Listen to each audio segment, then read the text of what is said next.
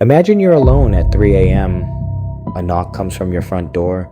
You look through the glass, and there's a child standing outside, barefoot, motionless, staring at you with completely black eyes. Then you hear 3 words, "Let us in."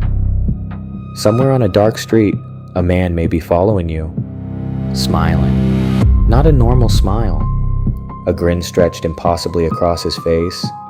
And miles away, on an empty country road, something enormous steps into the headlights. 7 feet tall, covered in fur, watching you.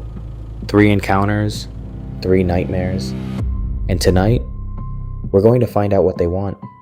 Because if these stories are true, the most terrifying part isn't seeing them. It's what happens after they see you.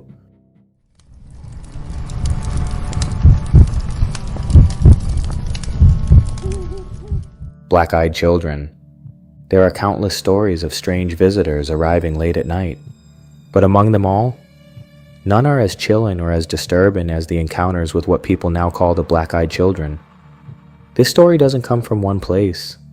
It comes from dozens of reports from rural highways, suburban neighborhoods, lonely gas stations, apartment complexes, and quiet residential streets all across North America.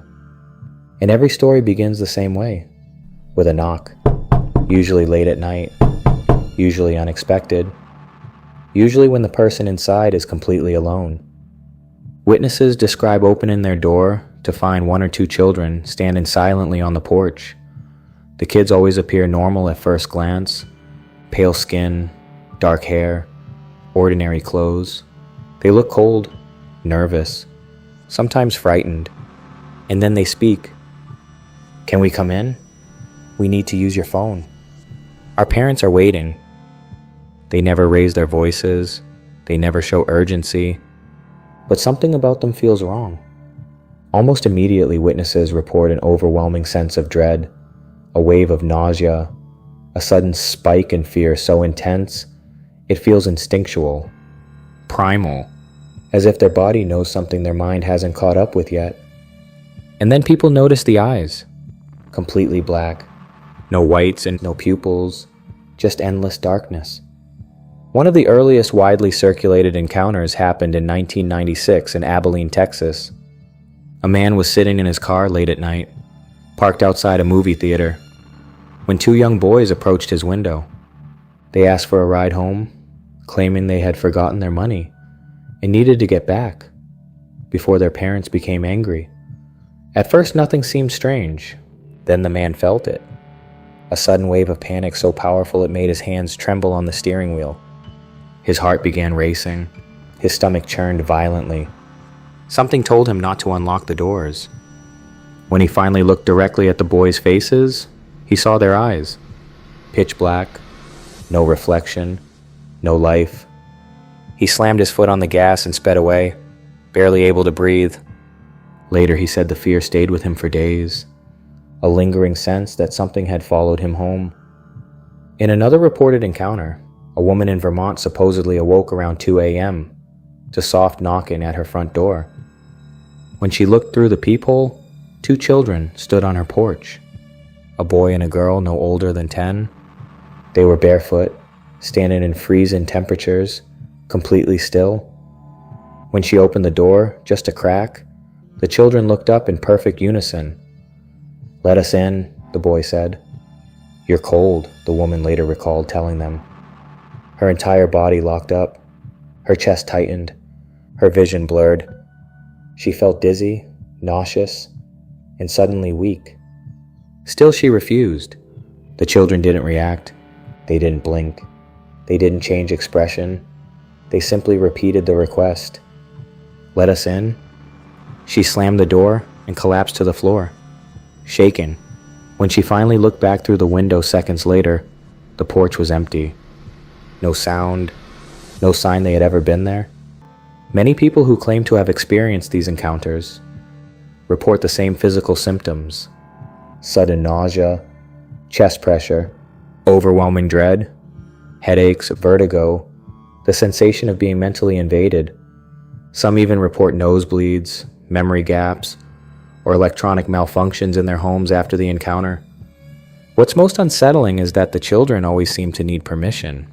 They never force entry. They never break in. They only ask again and again, "Can we come inside? May we enter? Please let us in." In one widely circulated 2012 story, security camera footage supposedly showed two small figures standing motionless on a front porch for nearly an hour. They never knocked, never moved, never shifted their weight. They simply stared directly into the camera lens. When the homeowner reviewed the footage the next morning, he said the longer he watched, the more uneasy he became, because the children never blinked. At exactly 3:17 a.m., the feed reportedly cut out for several seconds. When it resumed, the porch was empty. No one knows what the black-eyed children truly are.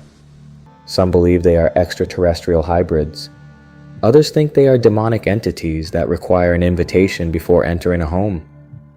A few researchers and paranormal theorists suggest they may be something ancient, predators that evolved to mimic human children in order to bypass our natural defenses. But nearly every witness agrees on one thing: they do not feel human. Their movements are slightly delayed. Their speech lacks emotion. Their presence triggers instant fear. And the eyes look like empty space, like looking into a hole where something should exist. One of the most terrifying aspects of the legend is that encounters have continued into the modern era, with people claiming to see strange children on doorbell cameras, apartment hallway cameras, and dash cams. People still report hearing knocks at impossible hours, still report seeing children standing silently in dark hallways, still report hearing the same words, "Let us in," because whatever they are, according to those who believe the stories, they haven't stopped, they haven't gone away, they're still waiting, and once they ask, they may already know where you live.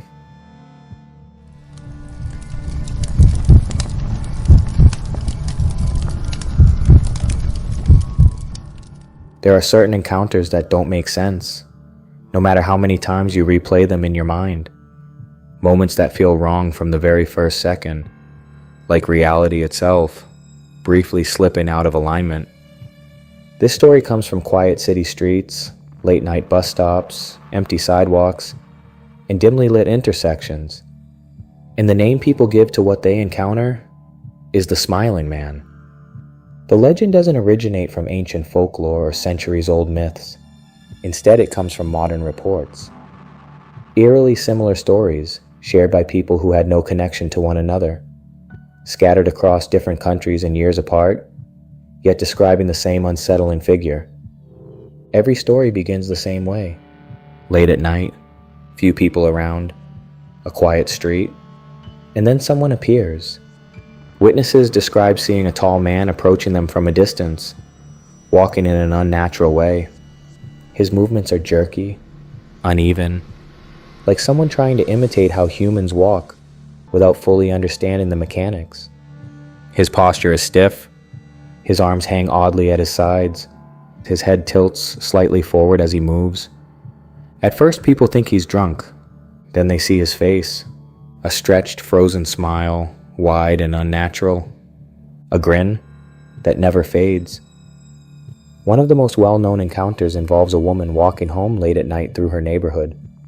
The street was empty, silent, illuminated only by flickering streetlights. She noticed movement ahead. A man stepped out from between two parked cars. He was tall, thin, wearing dark clothing.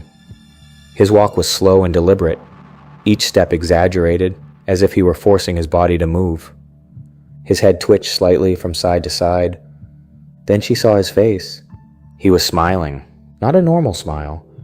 It stretched from ear to ear, exposing far too many teeth. His eyes were wide open, unblinking, fixed directly on her. Her body flooded with fear.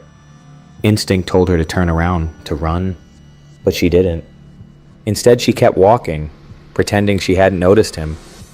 She told herself it was just a stranger, just someone acting weird, until he began to follow. She could hear his footsteps behind her, slow, uneven, deliberate. When she crossed the street, he crossed too. When she sped up, his pace increased. Finally, she couldn't take it anymore. She turned and shouted, "What do you want?" The man stopped. For a moment, he just stood there, smiling. Then he spoke. His voice was soft, calm, almost friendly. "I just wanted to see you smile too." Her blood ran cold. Before she could react, the man suddenly turned and sprinted down a side street, vanishing into the darkness as quickly as he had appeared. She never saw him again, but she never forgot that face. Other witnesses have described similar encounters. A man waiting at a bus stop who noticed someone standing just beyond the pool of light, grinning silently and watching him for nearly 10 minutes without moving.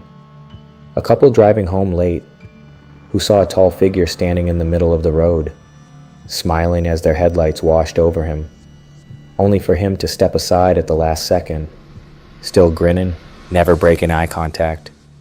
A teenager walking her dog who felt someone behind her. She turned around and found herself face to face with a man crouched low to the ground, smiling up at her from only a few feet away. In nearly every case, witnesses say the same thing. The fear was instant, overwhelming, primal. Not the fear of being robbed, not the fear of being attacked, fear of something that should not exist. Some believe the smiling man is simply a deranged individual who enjoys terrorizing strangers. Others claim it's a psychological phenomenon, a shared hallucination fueled by anxiety and darkness. But certain details don't fit. Witnesses who have never heard the story before describe the same face, the same unnatural gait, the same unblinking eyes, the same impossibly wide grin, the certainty that the thing watching them was not human.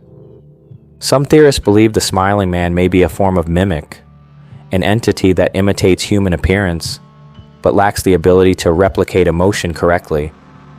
Others suggest it's an interdimensional being, briefly intersecting with our world. A few darker theories claim the smiling man feeds on fear, appearing only long enough to terrify someone, then vanishing once that fear reaches its peak. And then, there are those who believe something worse. That if you don't notice him, if you don't react, if you don't show fear, he gets closer. People who claim to have encountered the smiling man often report lingering effects, nightmares, sleep paralysis, the sensation of being watched, seeing that same grin in the dark, just before falling asleep. Some say they still check behind them when walking alone at night, terrified of seeing that face again years later. Because once you've seen it, once you've locked eyes with that smile, you never forget it. And if you ever find yourself walking alone late at night and notice someone ahead of you standing perfectly still, staring, smiling, do not approach, do not speak, and whatever you do not smile back.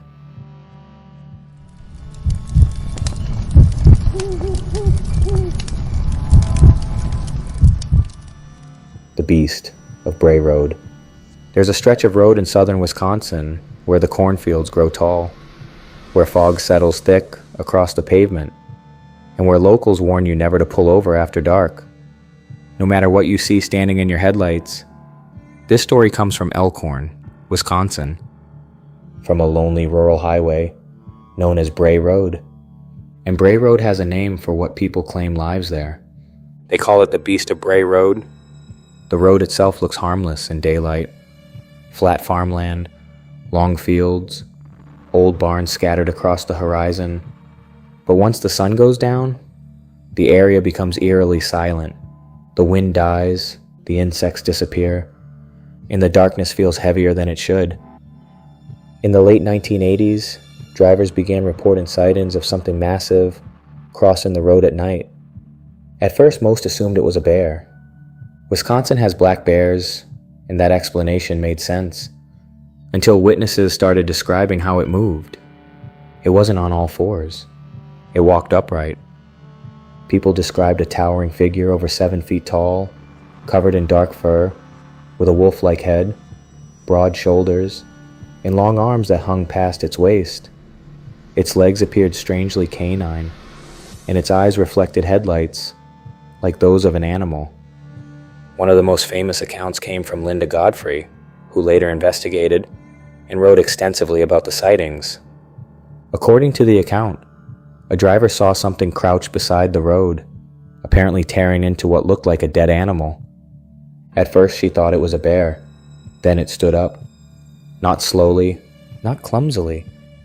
It rose straight onto two legs, towering over the vehicle. Witnesses described its face as distinctly wolf-like, with pointed ears, glowing eyes, and a long snout. Its chest was massive, its muscles clearly defined beneath thick fur. It turned and looked directly at the driver, holding eye contact for several seconds before calmly stepping back into the cornfield and disappearing. After the stories became public, dozens of other people came forward. Farmers reported seeing a strange figure pacing along fence lines. Truck drivers described it standing motionless in the road, forcing them to swerve. Even police officers have reportedly described encounters with large, unexplained figures. One officer claimed he spotted the creature near a tree line, its eyes reflecting in his spotlight. He said it walked upright into the forest without any sense of urgency, as if it knew it had nothing to fear. Physical evidence was also reported. Massive footprints appeared in muddy fields. Stride lengths seemed unusually long. Tracks were sometimes described as too large to belong to any ordinary animal. Farmers also reported mutilated livestock, with some claiming the injuries did not resemble typical predator attacks. Bones were reportedly crushed, flesh stripped, and in some cases there appeared to be no obvious feeding pattern. Some believe the beast is a werewolf, others think it's a dogman, a cryptid species unknown to science, and some believe it's something far older, something tied to the land itself. There are also darker theories connecting the creature to legends of wolf-like spirits and supernatural beings, but these claims remain folklore and speculation rather than established fact. Even today, reports continue. Drivers still claim to see tall, fur-covered figures crossing rural highways. Hunters still report hearing heavy breathing just beyond the tree line. Trail cameras are occasionally said to capture blurred silhouettes that appear too large and upright to be ordinary wildlife. And some locals still avoid Bray Road after dark, because they say if you ever see the beast, you'll never forget the way it looks at you. Not like prey, not like a threat, but like something ancient, something intelligent, something that knows you don't belong there. And if you ever find yourself driving alone down Bray Road late at night, and your headlights catch a tall figure standing in the road ahead, don't slow down, don't flash your lights, just keep driving, because some things don't want to be seen, and some things don't want you to leave.